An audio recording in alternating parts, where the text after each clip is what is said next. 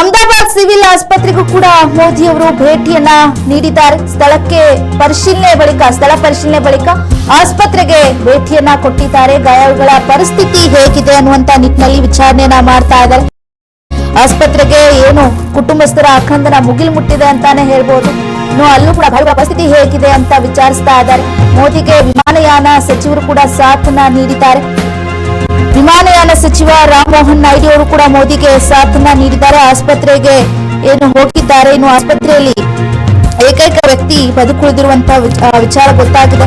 ಮೋದಿ ಆಸ್ಪತ್ರೆಗೆ ಹೋಗಿ ಕೂಡ ಪರಿಶೀಲನೆ ಮಾಡ್ತಾ ಇದ್ದಾರೆ. ಯಾವೆಲ್ಲ ಗಾಯಾಳುಗಳಿಗೆ ಗಾಯಗಳಾಗಿತ್ತು ಅಂದ್ರೆ ಏಕೈಕ ವ್ಯಕ್ತಿ ಏನಿದ್ದ ರಮೇಶ್ ಅನ್ನೋರು, ಅವರಿಗೆ ಸಾಕಷ್ಟು ಗಾಯ ಆಗಿದೆ. ಅವ್ರನ್ನ ಭೇಟಿ ಮಾಡಿ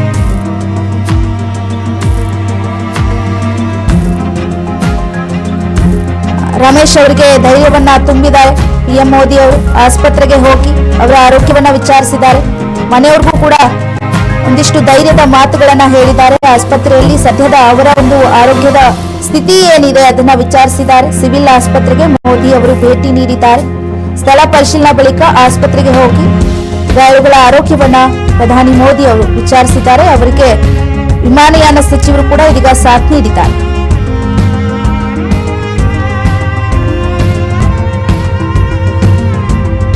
ದೊಡ್ಡ ದುರಂತ ಅಂತಾನೆ ಹೇಳ್ಬೋದು. ಆ ದುರಂತದಲ್ಲಿ ವಿಮಾನದಲ್ಲಿ ಇದ್ದವರು ಎಲ್ಲರೂ ಕೂಡ ಬಹುತೇಕ ಆಸ್ಪತ್ರೆಗೆ ದಾಖಲಿಸಲಾಗಿತ್ತು. ಎಷ್ಟು ಜನ ಅಲ್ಲಿ ಸಿಕ್ಕಿದ್ರು ಅವರಿಗೆ ಸ್ಟ್ರಕ್ಚರ್ಗಳ ಮುಖಾಂತರ ಅವರನ್ನ ಕರೆದುಕೊಂಡು ಇಮಿಡಿಯೇಟ್ ಚಿಕಿತ್ಸೆಯನ್ನ ಕೊಡುವಂತ ವ್ಯವಸ್ಥೆಯನ್ನ ಮಾಡ್ತಾ ಇದ್ರು. ಅಲ್ಲಿರುವಂತಹ ಅಧಿಕಾರಿಗಳು, ಸಿಬ್ಬಂದಿಗಳು ಎಲ್ಲರೂ ಕೂಡ ಓಡೋಡಿ ಅವ್ರನ್ನ ಸ್ಟ್ರೆಚರ್ ಮೇಲೆ ತೆಗೆದುಕೊಂಡು ಹೋಗ್ತಾ ಇದ್ರು. ಆದ್ರೂ ಕೂಡ ಆ ವಿಮಾನದಲ್ಲಿ ಇದ್ದಂತ ಒಂದಿಷ್ಟು ಜನರನ್ನ, ಒಂದಿಷ್ಟು ಅಂತ ಅಲ್ಲ ಬಹುತೇಕ ಜನರನ್ನ, ಅಂದ್ರೆ ಏನು 262 ಜನ ಇದ್ರು. ಆ 2 ಜನರಲ್ಲಿ ಒಬ್ಬ ಏಕೈಕ ವ್ಯಕ್ತಿಯನ್ನ ನಾವು ಉಳಿಸ್ಕೊಂಡಿರುವಂತದ್ದು. ಅವರು ಕೂಡ ಘಟನೆ ಬಗ್ಗೆ ವಿವರಣೆಯನ್ನ ನೀಡಿದ್ರು. ಮೋದಿ ಅವರಿಗೆ ಏನಾಯ್ತು, ಯಾವ ರೀತಿಯಾಗಿ ನಮಗೆ ಯಾವಾಗ ಗೊತ್ತಾಯ್ತು ಅನ್ನುವಂತ ವಿವರಣೆಯನ್ನ ಮೋದಿ ಅವರು ಕೇಳಿದ್ದಾರೆ. ಆ ವಿಚಾರಗಳನ್ನು ಕೂಡ ರಮೇಶ್ ಅವರು ಮೋದಿ ಅವರಿಗೆ ಮಾಹಿತಿಯನ್ನ ನೀಡಿದ್ದಾರೆ. ಸ್ಥಳದಲ್ಲಿ ಪ್ರಥಮ ಮಾಹಿತಿಯನ್ನ ನಿನ್ನೆ ಕೂಡ ತೆಗೆದುಕೊಂಡಿದ್ರು. ಆದ್ರೆ ಈಗ ಮೋದಿ ಅವರು ಆಸ್ಪತ್ರೆಗೆ ಭೇಟಿ ನೀಡಿದಲ್ಲಿ ಗಾಯಾಳುಗಳ ಜೊತೆಗೆ ಮಾತುಕತೆಯನ್ನ ಮಾಡಿದ್ದಾರೆ. ಏನೂ ಆಗೋದಿಲ್ಲ, ನಾವು ನಿಮ್ ಜೊತೆಗಿದ್ದೀವಿ ಎನ್ನುವಂತ ಸಾಂತ್ವನ, ಧೈರ್ಯವನ್ನ ತುಂಬಿದ್ದಾರೆ. ಜೊತೆಗೆ ಕುಟುಂಬಸ್ಥರ ಆಕ್ರಂದನ ಕೂಡ ಮುಗಿಲು ಮುಟ್ಟಿದೆ. ಯಾಕಂದ್ರೆ ಸಾಕಷ್ಟು ಜನರು ತಮಗೆ ಇಷ್ಟವಾದಂತ ಇಷ್ಟವಾದಂತ ಮನೆಯವ್ರನ್ನ ಕಳ್ಕೊಂಡಿದ್ದಾರೆ. ಅವ್ರಿಗೂ ಕೂಡ ಸಾಕಷ್ಟು ನೋವಾಗಿದೆ. ಹಾಗಾಗಿ ಆ ಕುಟುಂಬಸ್ಥರನ್ನು ಕೂಡ ಅಲ್ಲಿ ಆಸ್ಪತ್ರೆಯಲ್ಲಿ ಸಿಕ್ಕಂತ ಕುಟುಂಬಸ್ಥರನ್ನು ಕೂಡ ಭೇಟಿ ಮಾಡಿ ಅವ್ರಿಗೂ ಕೂಡ ಸಾಂತ್ವನವನ್ನ ಹೇಳುವಂತ ಕೆಲಸ ಮೋದಿ ಮಾಡಿದ್ದಾರೆ.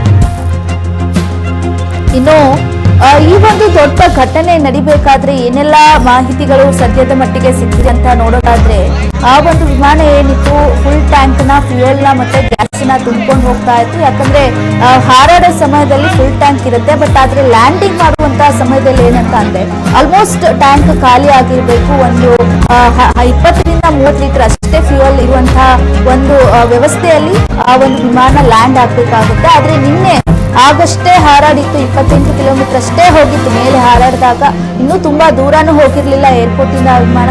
ಆದ್ರೆ ಪೈಲಟ್ಗೆ ಸಂಪೂರ್ಣ ನಿಯಂತ್ರಣ ಕಳ್ಕೊಂಡಿರುವಂತಹ ವಿಚಾರ ಗೊತ್ತಾಗುತ್ತೆ. ಆದ್ರೆ ಅವ್ರಿಗೂ ಕೂಡ ಏನು ಮಾಡಕ್ಕಾಗಿರಲಿಲ್ಲ. ಯಾಕಂದ್ರೆ ಅಲ್ಲಿ ಒಂದಿಷ್ಟು ಅಂದ್ರೆ ಈ ಕಡೆ ಒಂದು ತಟ್ಟಿ, ಆ ಕಡೆ ಒಂದು ತಟ್ಟಿ ಅಂತ ಒಂದು ಜಾಗ ಬೇಕಾಗುತ್ತೆ. ಅಂದ್ರೆ ಸಾಕಷ್ಟು ದೊಡ್ಡ ಪ್ರಮಾಣದ ಜಾಗ ಬೇಕಾಗುತ್ತೆ ಲ್ಯಾಂಡಿಂಗ್ ಅನ್ನ ಮಾಡ್ಬೇಕಾದ್ರೆ. ಯಾಕಂದ್ರೆ ಇಂಜಿನ್ ಫೇಲ್ಯೂರ್ ಆದಂತ ಸಂದರ್ಭದಲ್ಲಿ ಪೈಲಟ್ ಕೂಡ ಏನು ಮಾಡಕ್ಕೆ ಸಾಧ್ಯ ಆಗೋದಿಲ್ಲ. ಆ ರೀತಿಯಾದಂತ ನಿನ್ನೆ ದುರಂತ ನಡೆದು ಹೋಯ್ತು. ಯಾಕಂದ್ರೆ ಪೈಲಟು ಕೂಡ ಅಲ್ಲಿ ಸಾಕಷ್ಟು ಅವರಿಗೆ ಒಂದು ಸ್ಟ್ರೆಸ್ ಕ್ರಿಯೇಟ್ ಆಗಿತ್ತು. ಆ ಸಮಯದಲ್ಲಿ ಏನ್ ಮಾಡ್ಬೇಕು, ಏನ್ ಆಗ್ತಾ ಇದೆ ಅನ್ನುವಂತ ಅವ್ರಿಗೂ ಕೂಡ ಆ ಸಮಯದಲ್ಲಿ ಗೊತ್ತಾಗಿಲ್ಲ. ಹಾಗಾಗಿ ಫ್ಯೂಯಲ್ ಇರೋದ್ ಕಾರಣ ಸಾಕಷ್ಟು ಕೆಳಗೆ ಏನ್ ಬಿದ್ದಿದೆ ಆ ಟ್ಯಾಂಕ್ ಒಡೆದ ಇದಕ್ಕೆ ರಭಸಕ್ಕೆ, ಕೆಳಗೆ ಬಿದ್ದಿರೋ ರಭಸಕ್ಕೆ ಕಂಪ್ಲೀಟ್ ಆಗಿ ಫ್ಯೂಯಲ್ ಕೂಡ ಆಚೆ ಬಂದು ದೊಡ್ಡ ಮಟ್ಟದ ಬೆಂಕಿ ಕಾಣಿಸ್ಕೊಂಡು ಹೊಗೆ ಕೂಡ ಆವರಿಸ್ಕೊಂಡಿತ್ತು ಕಂಪ್ಲೀಟ್ ಆಗಿ. ಆ ಫ್ಯೂಯಲ್ ನಲ್ಲೇ ಸಾಕಷ್ಟು ದೇಹಗಳು ಬೆಂಕಿಯಲ್ಲೇ ಬೆಂದಿದ್ದು ಅಂತದ್ದು, ಬೆಂದು ಅಲ್ಲೇ ಗಾಯಗಳಾಗಿ ಗಂಭೀರ ಗಾಯಗಳಾಗಿತ್ತು. ಆ ರೀತಿಯಲ್ಲಿ ಒಂದು ಘಟನೆ ನಡೆದಿತ್ತು. ಸದ್ಯ ಪ್ರಧಾನಿ ಮೋದಿ ಅವರು ಆಸ್ಪತ್ರೆಗೆ ಭೇಟಿಯನ್ನ ನೀಡಿದ್ದಾರೆ. ಸಿವಿಲ್ ಆಸ್ಪತ್ರೆಗೆ ಪ್ರಧಾನಿ ಮೋದಿ ಅವರು ಭೇಟಿಯನ್ನ ನೀಡಿ ಏನು ಗಾಯಾಳುಗಳಿದ್ರು ಆ ಗಾಯಾಳುಗಳಿಗೆ ಸಾಂತ್ವನ ಹೇಳುವಂತ ಕೆಲಸವನ್ನ ಮಾಡ್ತಾ ಇದ್ದಾರೆ. ಏನೆಲ್ಲ ಆರೋಗ್ಯಗಳಲ್ಲಿ ಚೇತರಿಕೆ ಆಗ್ತಾ ಇದೆ ಅನ್ನುವಂತ ನಿಟ್ಟಿನಲ್ಲಿ ಮಾತನಾಡ್ತಾ ಇದ್ದಾರೆ. ಏನಾಯ್ತು, ಹೆದರ್ಕೊಳ್ಬೇಡಿ, ಆಗೋಯ್ತು ಘಟನೆ, ಆದ್ರೆ ಈಗ ಮುಂದೆ ಏನು ಆಗದೆ ಇರೋ ಹಾಗ ನಿಟ್ಟಿನಲ್ಲಿ ನಾವು ನೋಡ್ಕೊಳ್ತೀವಿ ಅಂತ ಹೇಳಿ ವೈದ್ಯರ ಜೊತೆಗೂ ಕೂಡ ಚರ್ಚೆಯನ್ನ ಮಾಡಿದ್ದಾರೆ. ಆರೋಗ್ಯ ಪರಿಸ್ಥಿತಿ ಹೇಗಿದೆ, ಎಷ್ಟು ಜನರು ನಿನ್ನೆ ಬಂದ ಸಮಯದಲ್ಲಿ ಎಷ್ಟು ಜನರ ಆರೋಗ್ಯ ಸ್ಥಿತಿ ಗಂಭೀರ ಆಗಿತ್ತು, ಎಷ್ಟು ಜನರನ್ನ ನಾವು ಉಳಿಸ್ಕೊಳ್ಳಕ್ಕೆ ಸಾಧ್ಯ ಆಗಿತ್ತು ಅನ್ನೋ ನಿಟ್ಟಿನಲ್ಲಿ ವೈದ್ಯರ ಜೊತೆಗೂ ಕೂಡ ಮಾತನಾಡಿದ್ದಾರೆ ಮೋದಿ ಅವರು. ಆದ್ರೆ ಅದೃಷ್ಟವಶಾತ್ ಏನಂತ ಅಂದ್ರೆ ಒಬ್ಬ ವ್ಯಕ್ತಿಯನ್ನ ನಾವು ರಮೇಶ್ ಅವರನ್ನ ಆಸ್ಪತ್ರೆಯಲ್ಲಿ ಮಾತನಾಡೋದಕ್ಕೆ ಸಿಕ್ಕಿರುವಂಥದ್ದು, ಅವರೊಬ್ಬರ ಜೀವವನ್ನ ಉಳಿಸ್ಕೊಳ್ಳೋಕ್ಕೆ ಸಾಧ್ಯ ಆಗಿರುವಂಥದ್ದು ನಿನ್ನೆ ಘಟನೆಯಲ್ಲಿ.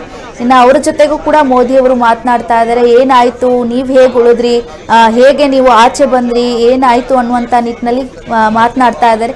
ಬೇರೆ ಗಾಯಾಳುಗಳಿಗೂ ಕೂಡ ಸಾಕಷ್ಟು ಗಾಯ ಆಗಿದೆ, ಅವರ ಒಂದು ಸ್ಥಿತಿಯನ್ನು ಕೂಡ ವಿಚಾರಿಸ್ತಾ ಇದ್ದಾರೆ ಮೋದಿ ಅವರು. ಏನಾಯ್ತು, ಏನೆಲ್ಲ ಪೆಟ್ಟು ಬಿದ್ದಿದೆ, ಏನಾಗಿದೆ ಅನ್ನುವಂಥ ವಿಚಾರಣೆಯನ್ನ ಮಾಡ್ತಾ ಇದ್ದಾರೆ.